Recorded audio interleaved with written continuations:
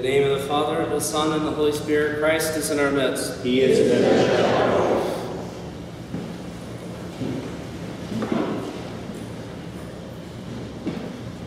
In a conversation with someone recently about God and how God operates in our life,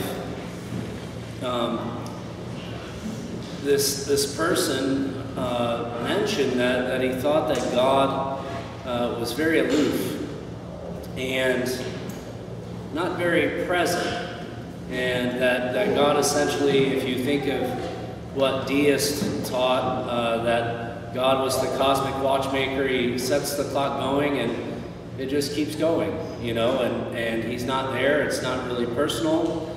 He's not really all that involved in our lives, and it's up to us to find God's will and to fill it, but in the end it's very subjective as to whether we're actually doing that and how involved he is. And this conversation is one thing, but you know, there is a general idea of that societally. God is an aloof God, and some of this comes from people's experiences. The experience of being in a traumatic place and praying and not having their prayers answered, or not feeling any connection, asking for deliverance and not feeling delivered. You know, how many people have cried out in the pain of their life experience, only to hear and experience a deafening silence. And so some of this philosophy is born out of that. It's born out of this idea, well, if God could answer, he would. Almost in defense of him. Well, obviously, he's not that type of God. But it's also, this idea of God is also born out of, it is easy. It eases some of the pain in our lives. For instance, it is easier to think of a transcendent God, a God who lives up in the clouds and is distant from us, because a transcendent God most often doesn't require much of us, and he doesn't know us, and we don't need to know him. And so many Christians emphasize the transcendence of God, and because they want to live moral lives, and they want to be good people, and they don't necessarily want to encounter the living God as much as they want to acknowledge that he exists, and that he created the world, and that if I believe in this philosophical system that's associated with this God, and I live a good life, that I'll be saved. There's no person in this vision of God. God is as being transcendent, is aloof, and we can let him off the hook when he doesn't answer prayers. After all, he doesn't have to. He's there. He's bigger than this, you know. Now, today we celebrate the Feast of Transfiguration, and the apostles, the three apostles that climbed the mountain with Jesus, had a different experience of God. They had the experience of walking up the hill with a man whom they didn't quite understand, to having a revelation of a very personal and profound God.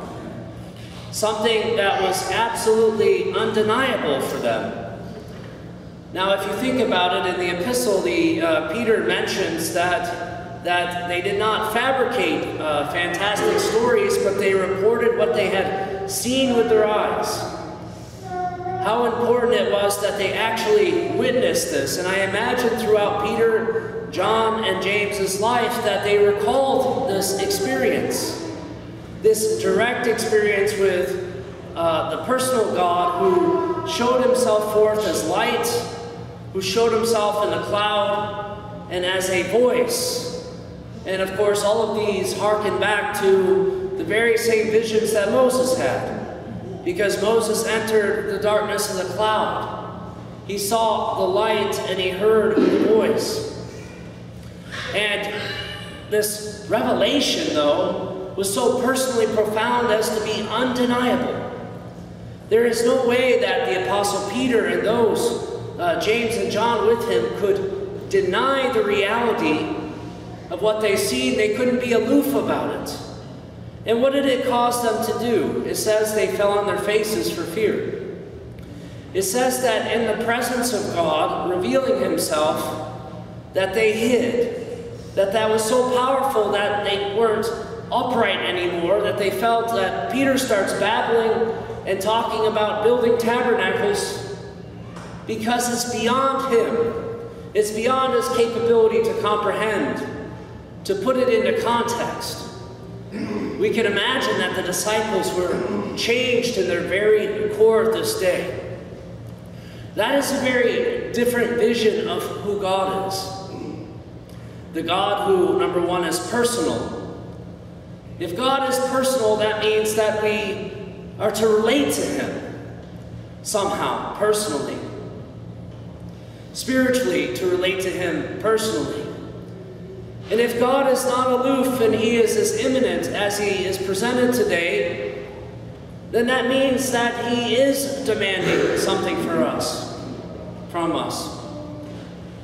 If Jesus Christ is as he revealed and he gives his commandments in the Gospels to these very same apostles, then it is clear that Jesus is God and that the Gospel commandments are the requirement. That it is no longer good enough to simply be moral or to simply go through the motions, but that in actuality somehow we are to encounter the living God. Now, there are different levels of Christians in our day and age, and just to point out, we have read a story today that is in the past. The Transfiguration happened a long time ago, and if you believe it happened, good for you. Maybe you believe it because of the authority of the Scriptures or the authority of the apostles, or because your parents told you you should believe it. That's okay. You believe it, and good for you. But it's a different thing to believe it because it's been reported to you, and to believe it because you've experienced the living God in a similar way. If you have ever had an undeniable encounter with God, it changes you. And it changes you in a way where you can identify with what the apostles experienced today. You see, this is the thing. It's not about just worshiping the past and honoring what had happened. It's about the fact that we are allowed and able to encounter these sort of things even in our day. That Christians do indeed see the light, that they are illumined, that they encounter Jesus Christ, the living God, that they actually can hear God, the voice, that they can enter into the cloud. Now, maybe you don't believe that, and maybe you haven't experienced that, but that's ultimately the point of celebrating the feast, is so that we'll know that it is possible, and that we would pray that God would somehow reveal himself to us, that we would see his light, that we would be honored and given that honor of falling down before him in such a way as the apostles did.